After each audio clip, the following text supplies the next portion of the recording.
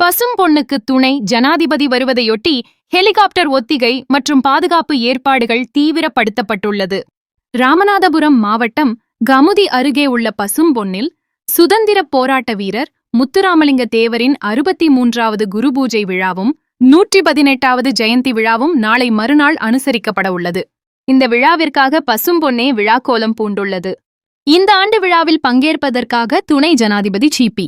ராதாகிருஷ்ணன் அவர்களும் மத்திய நிதி அமைச்சர் நிர்மலா சீதாராமன் அவர்களும் வருகை தர உள்ளனர்.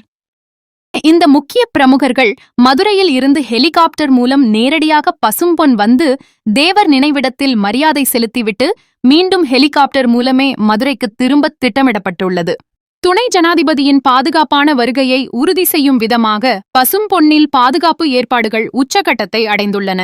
இதன் ஒரு பகுதியாக தேவர் நினைவிடம் முன்பு அமைக்கப்பட்டுள்ள ஹெலிபேடில் 2 இராணுவ ஹெலிகாப்டர்கள் அடுத்தடுத்து தரையிறங்கி கிளம்பிச் சென்று சோதனை ஓட்டத்தில் ஈடுபட்டன. துணை ஜனாதிபதியின் ஹெலிகாப்டர் இறங்குதளம் மற்றும் பயணப்பாதை தொடர்பான அனைத்து பாதுகாப்பு அம்சங்களும் இந்த ஒத்திகையின் மூலம் உறுதி செய்யப்பட்டன. உயர்மட்ட பிரமுகர்களின் வருகையை ஒட்டி பசும்பொன் கிராமம் முழுவதும் வரலாறு காணாத பாதுகாப்பு வளையத்திற்குள் கொண்டுவரப்பட்டுள்ளது.